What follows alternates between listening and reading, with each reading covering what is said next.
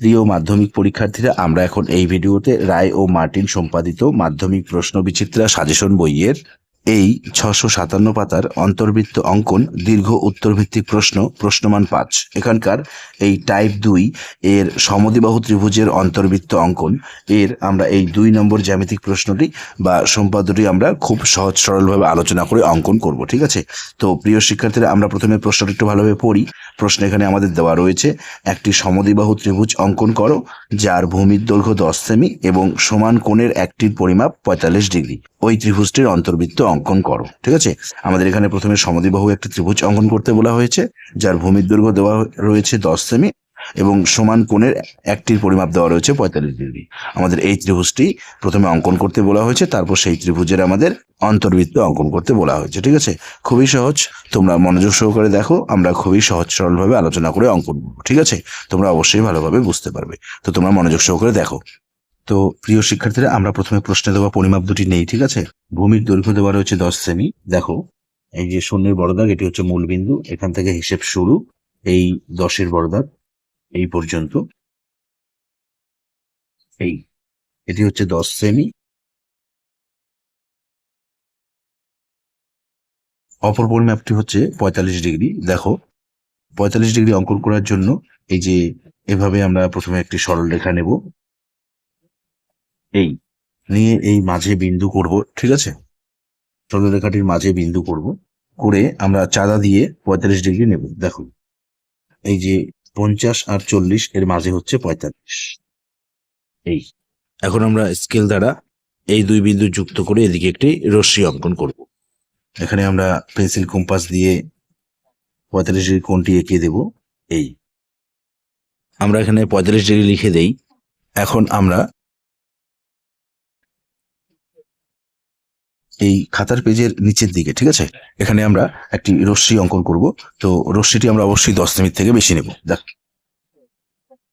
এই আমরা 12 সেমির বেশি নিলাম। এই রশ্মির বাঁ দিকে এখানে বিন্দু করে নাম দেব আমরা বি, এবং ডান দিকে রশ্মির চিহ্ন করে বিন্দু দেব এক্স। এখন আমরা পেন্সিল কম্পাস দিয়ে প্রথমে 10 সেমির পরিমাপটি নেব। ঠিক আছে, দেখো,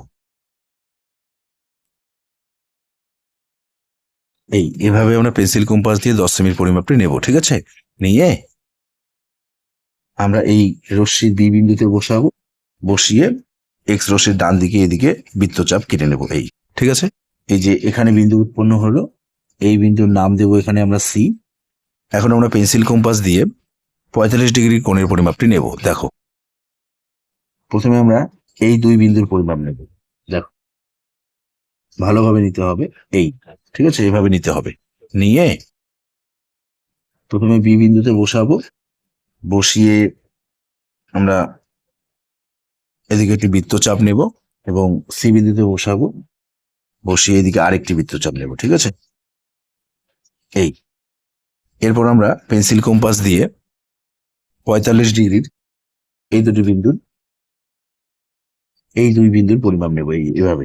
ঠিক আছে, নিয়ে এই যে এখানে বসাবো। এই যে দেখো, এখানে বিন্দু উৎপন্ন হয়েছে, এখানে বসাবো, বসিয়ে এই যে এদিকে বৃত্তচাপ কাটবো, এই পরিমাপটি এই যে এখানে বসাবো, এখানে এখানে বসে এখানে আরেকটি বৃত্তচাপ কেটে নেবো। ঠিক আছে, এখন আমরা স্কেল দ্বারা এই দুই বিন্দু যুক্ত করে এদিকে একটি রশ্মি অঙ্কন করব।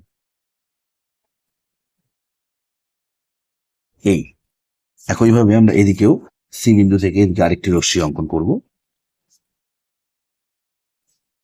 এই রশ্মির নাম দিই আমরা, বিন্দু করে নাম দিই এখানে ওয়াই, এদিকে রশ্মির চিহ্ন দিয়ে বিন্দু করে নাম দিই আমরা জেড। আর এই যে রশ্মি দুটি এই যে পরস্পর এখানে ছেদ করেছে, এই যে এখানে নাম দিই আমরা এ। তো প্রিয় শিক্ষার্থীরা, আমরা এই যে এ বি সি সমদ্বিবাহু ত্রিভুজটি অঙ্কন করলাম, আর এই দুটি কোণ হচ্ছে 45 ডিগ্রি করে। ঠিক আছে, যেহেতু এই দুটি কোণ 45 ডিগ্রি, তাই এই বাহু দুটিও সমান হবে। ঠিক আছে, তো প্রিয় শিক্ষার্থীরা, আমরা এখন এই ত্রিভুজের অন্তর্বৃত্ত অঙ্কন করব। দেখো, অন্তর্বৃত্তটি অঙ্কন করার জন্য আমরা পেন্সিল কম্পাসে এই যে কোনো পরিমাপ এভাবে চিকন করে নেব। ঠিক আছে, নিয়ে এই যে আমরা এখানে কোণটি এঁকেছি, এই কোণের এই যে এখানে বিন্দু উৎপন্ন হয়েছে, এখানে বসাবো। আমরা পেন্সিল কম্পাসের যে কোনো পরিমাপ নিয়েছি। ঠিক আছে, নিয়ে এখানে একটি বৃত্তচাপ কাটবো, এরপর এই যে এখানে বসাবো, বসিয়ে এখানে আরেকটি বৃত্তচাপ কাটবো।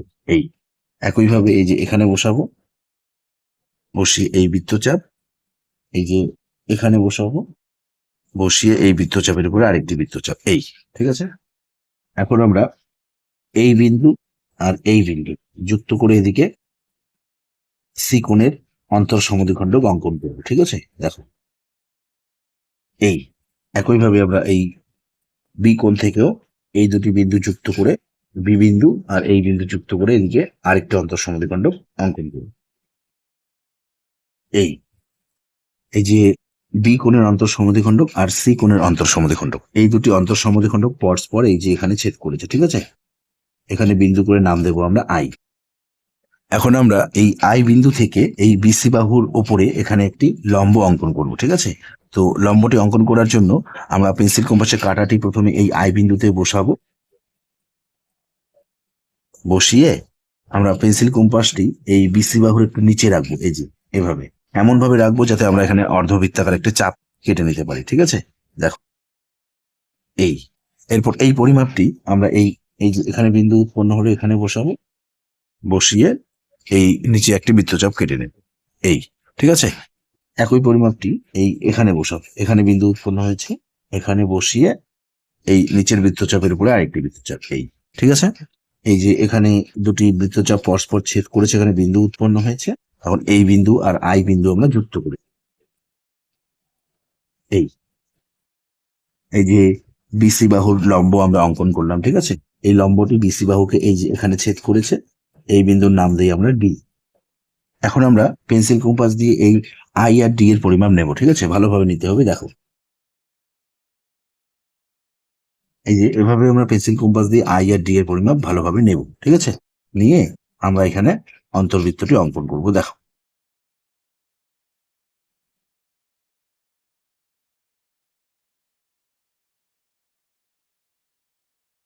এই তো প্রিয় শিক্ষার্থীরা, আমরা এই যে এ বি সি সমদ্বিবাহু ত্রিভুজটির অন্তর্বৃত্তটি অঙ্কন করলাম। ঠিক আছে, এই চিত্রটি বা সম্পাদটি আমরা পরীক্ষার খাতায় অঙ্কন করব। অঙ্কন করে আমরা এই চিত্রটির নিচে বা সম্পাদনের নিচে একটি লাইন ভালোভাবে সাজিয়ে লিখি। দেখো, সুতরাং এ বি সি সমদ্বিবাহু ত্রিভুজের অন্তর্বৃত্ত অঙ্কন করা হলো, যার অন্তর্ব্যাসার্ধ আইডি সমান, আমরা স্কেল দ্বারা আইডির পরিমাপ মেপে নেব 1, 2, 1, 2.1 সেমি প্রায়।